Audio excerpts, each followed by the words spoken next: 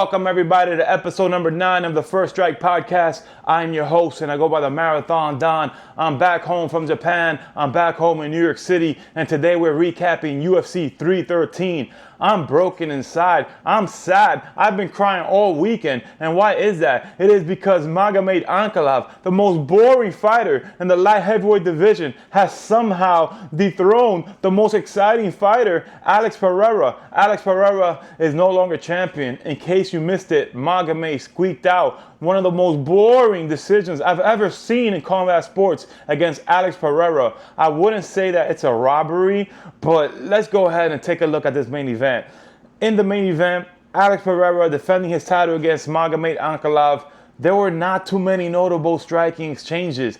I feel like there's not enough credit being given, especially in the sport of MMA, to defending takedowns. If you're defending takedowns and you're defending the grappling exchanges, there has to be more credit attributed to that. It is not easy at all. Ankalaev has a strong sambo background, so this guy he really has a strong grappling base, and Pereira was able to stuff and defend double digits takedown. I don't believe that he lost that fight. I'm from the era where to be the man, you gotta beat the man. And Magomed did not beat the man. Like his style was tailor-made for decision fighting. This guy is a point fighter extraordinaire and one of the most boring fighters in the light heavyweight divisions. I don't feel like it's a robbery, but because the fight was so close and there was not much major impactful moments of the fight, I do feel like the champion should have retained the title. Like in any other sport, you get credit for the defense. I don't understand how in MMA you could stop 10, 12, 15, 20 takedowns and you don't get enough credit. Like the other guy gets more credit for initiating the takedowns that you're stopping. Like that makes no sense, because had 1 or 2 or 3 takedowns landed, those would have impacted the fight, but 10, 12 takedowns defended, you don't get the same credit. Like I do feel like the way the scoring is designed is a little biased towards grappling sometimes, and such is the case in this particular fight. I do feel like Alex Pereira, he looked phenomenal. He was ready for war. He looked to be in great shape. All credit, of course, to Magomed. I'm not a big fan of his style, but I mean, he got the job done and he was able to stand up for the duration of the fight against Pereira. Where do both fighters go from here, and what is my overall analysis of the fight? I think that Alex Pereira was hesitant to let his hands go because he was so prepared to defend a takedown. And that is what the fight boils down to. Ankalaev was able to outstrike him a little bit in some exchanges, and he actually landed the most pivotal shots of the fight when he had Alex Pereira against the cage, and he caught him a little bit with his hands down. But I do think that the reason why he even caught him and the reason why he was able to eke out or squeak out more of the striking exchanges is because Alex Pereira was prepared to defend the takedown. The fear of the takedown will stifle any particular fighter. There's a term called analysis by paralysis, and that's when you freeze up because you're thinking too much. And what happens is you're thinking about what you want to do or what's happening around you or whatever the case, and that causes you to freeze. Like you're literally a statue and you can't move because of the overthinking, and it's just too much information. And I do think that in the world of combat sports, when you're facing a takedown artist or let's say, for example, in this case, Magomed, who has a strong sambo background, I do think that that's going to freeze up some of the striking. Magomed, on the other hand, there is no fear of any takedown threat. So he can go ahead and set up his combinations. He can move in and out. He could work the leg kicks. He could throw without fear of any grappling exchange heading towards him. And Alex Pereira couldn't. So I do think that played a factor. So all credit to Magomed. Because of that, I feel like his style was able to stifle the striking rhythm of Alex Pereira, and that ultimately allowed him to eke out some of the longer striking exchanges. Overall, Alex Pereira did a great job of the leg kicks, even though it did not result in much damage, and he did a phenomenal job of stuffing the takedowns. It wasn't a very exciting fight. Where do they go from here?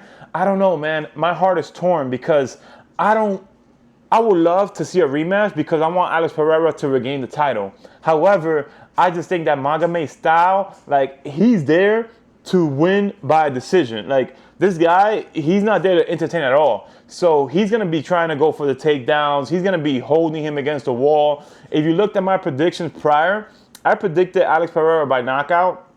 But I also mentioned that Magomed, he's known for walling and stalling. Like, this guy, he'll put you up against the wall in a clinch, get the over-under, and just hold you there and literally step on your toes and try to squeak out a decision that way. And I get it. Like, the judges are looking at it and they're like, okay, he's controlling most of the action. He's dictating where the action is taking place. And I get it. The onus is on the receiving fighter to remove himself from those positions. But if you're fighting the champion and you're just holding him against a cage, like, come on, something gotta give. So do I want to see the rematch? I think ultimately I would like to see Alex Pereira move on and maybe take on a side quest.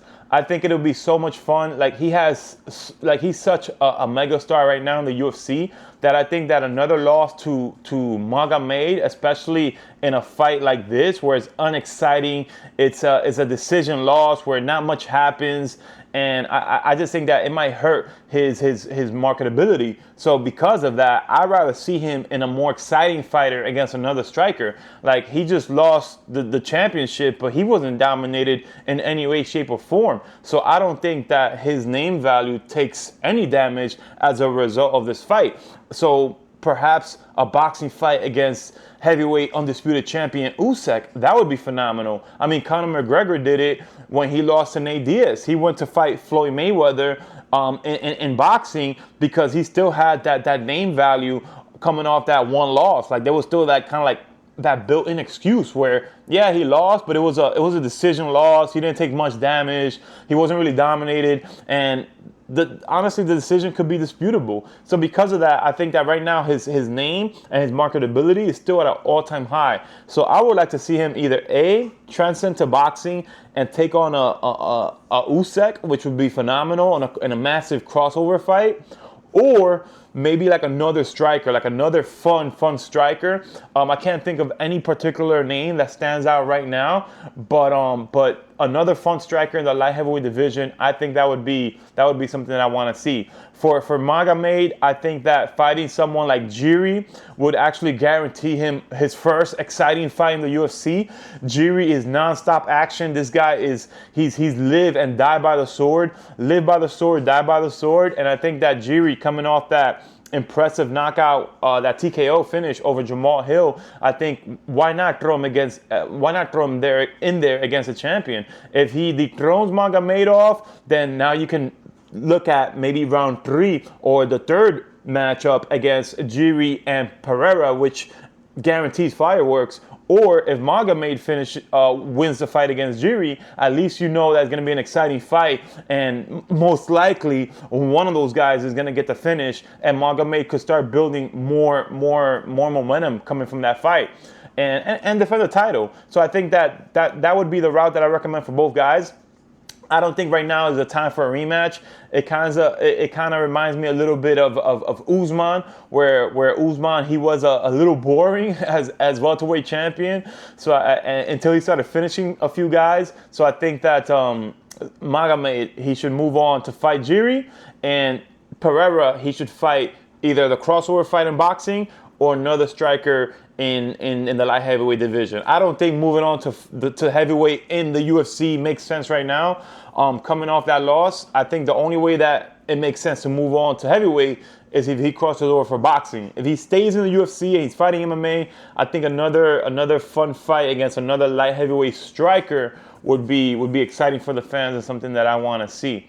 So moving on to the co-main event of the night, Justin Gaethje beats Rafael Fiziev by decision, and this is a fight that I predicted to the T. In their rematch several years ago, both guys had full camps, and it was just the power punches of Justin Gaethje, their endurance and the conditioning that allowed him to outlast Rafael Fiziev in this rematch, which honestly nobody really asked for, but it was a very exciting fight. Rafael Rafael Fiziev did not have a full training camp, and it showed in the fight because later on throughout the fight, it was a conditioning of Justin Gaethje and the power punches, specifically that beautiful uppercut that knocked down Rafael Fiziev, that made the determining factor in the judges' scorecard. So Justin Gaethje wins a unanimous decision. Where do they both go from here? I think that Justin Gaethje is one of the most violent fighters in the division. And I would like for him to continue to have these big, fun fights. You know, I don't really want to see him fight for a championship just yet. You know, I would like for him to be more active. You know, maybe take another fight against in the next 3 to 6 months against another lightweight contender. I really like the matchup of Michael Chandler versus Paddy Pimilton. So maybe have Justin Gaethje take on an up and comer to see how he stacks up and matches up against a fresh opponent. But I would love to see Justin Gaethje be more active, or they can also revisit the matchup, which is a fresh matchup with Dan Hooker.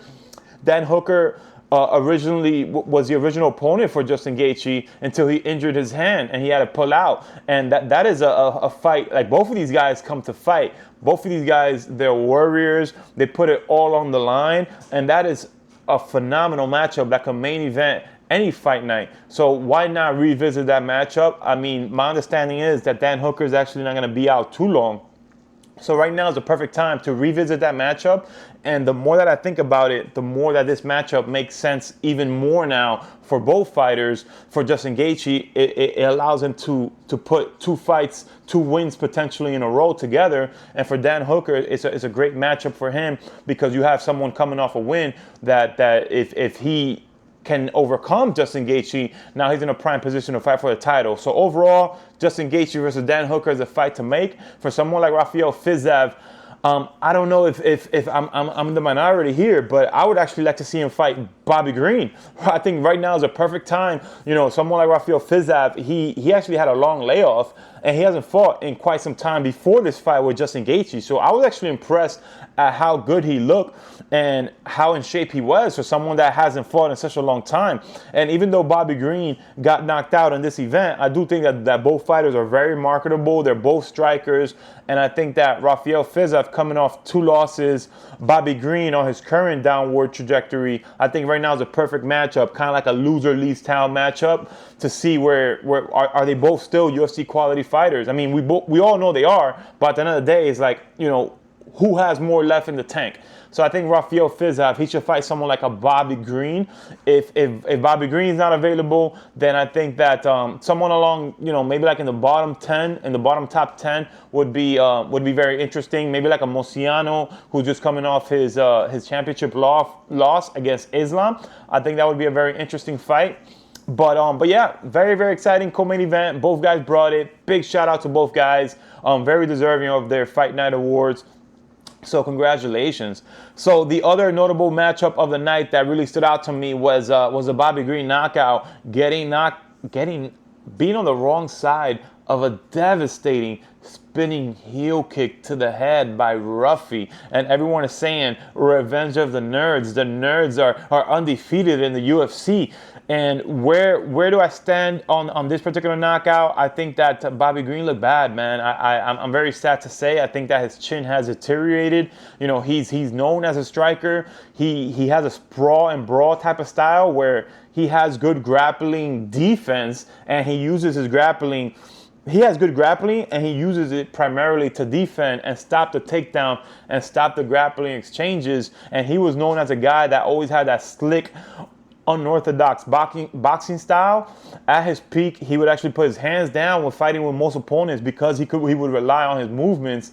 But he has been on the wrong side of a few devastating knockouts. He got knocked out by Dustin Poirier, which was a brutal knockout. He got knocked out by I believe Jalen Turner, which was a brutal knockout, brutal elbows where everyone was saying that the referee took too long to stop the fight. So he's been on the wrong side of a lot of knockouts. So I'm a little concerned where he goes from here. I think that his chin has been cracked and it has deteriorated. And I think that that's the worst characteristic to have when you're a fighter that's known for your striking, because if striking is your strong suit and now you're getting knocked out by everybody, what else? I mean, now all of a sudden that's your weakness. What else are you going to fall back on? So I do think that when you look at, let's say, for example, Pereira, who's losing very competitive matchups by decisions, and now you're looking at Bobby Green being on the wrong side of knockout losses, and not just any regular knockout, potential knockout of the years. Like that was a spinning heel kick.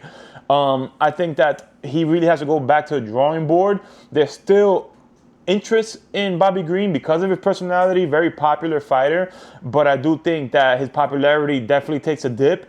If he comes back this year, I think he should take a good 3 to 6 months off. But if he does come back this year, I would like to see him face someone like Rafael Fiziev, and that's really gonna show you where his chin is at. If he's not even a gatekeeper anymore, then testing himself against Rafael Fiziev is going to tell you if he's still a top 15 contender or not. So big shout out to Ruffy, who got it done.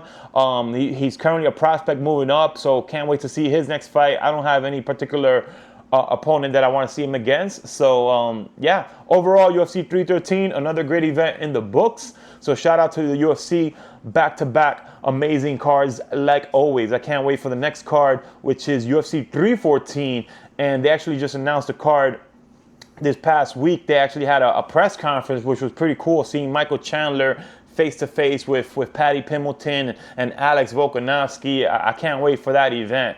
So in other notable news, this past week, TKO announced they're entering boxing. Dana White and Your Highness Turki Al-Sheikh from Raya season, they're teaming up to form a boxing league. What does this mean for the sport of boxing? TKO, a $1 billion entity, teaming up with Your Highness Turki Al-Sheikh. I'm so excited. I can't wait to see what this means for the sport of boxing. I think that Riyadh season has reinvigorated the sport of boxing. They have brought to us so many dream matches in such a short time span that I can't wait to see what this relationship with TKO brings to the sport of boxing. I feel like whatever creates more opportunity for the fighters, whatever creates more platforms for the media, for the sport of boxing, and brings more eyeballs to the sport, it's a win for everybody. Rising tides raise all ships. So I think that right now is the perfect time to do it, because Raya seasons and the interest in boxing has never been higher. Like, Turkey recently purchased the Ring magazine, and they're making history with the first boxing match in Times Square. What they've been doing in Saudi Arabia is things that I've never seen before. They have a who's who attending the fights. Everybody from Eminem to everybody, Conor McGregor, attending these fights. And I think that's bringing a different level of interest to the world of boxing. It's putting boxing on the main stage and crossing over to mainstream media. So I think that bringing in Dana White, who has a proven model with the UFC, and trying to formulate for the first time in many years an official boxing league, I think is going to be exciting for everybody. It creates opportunities for the veterans, opportunities for prospects, opportunity for the champions, because right now in boxing, one of the issues is that it's very segregated. A lot of the bigger fights don't take place because they fall apart in negotiations. So having another championship potentially, or let's say, for example, if they inherit the Ring championship and trying to identify one particular title that stands above the rest for all the weight classes, I think it's just exciting for the sport. And I can't wait to see the event in Times Square. I'm super excited. I'm actually going to try to physically attend the event and bring you guys some footage. But overall, that particular card is going to be fireworks. Devin Haney in the main event. They have Ryan Garcia versus Rolly Romero, which is going to be a very, very fun fight, interesting fight. And then Teofimo Lopez, who always brings it. And boy, let's talk about Teofimo Lopez. Like, he was the superstar of that press conference. Just such a great personality. Always have some fun things to say. Very, very exciting guy to watch. And I can't wait for that event coming to you live from Times Square. So that's a wrap for this episode of the First Strike Podcast. Here in the First Strike Podcast, we strike first and we talk later. Make sure you take a moment to subscribe to our YouTube channel. If you like this video, make sure you like the video. Make sure you comment. Let me know your feedback. Let me know your thoughts. And thank you so much for tuning in, guys. I'll see you guys next week. As always, I am the Marathon Don, and I'm out.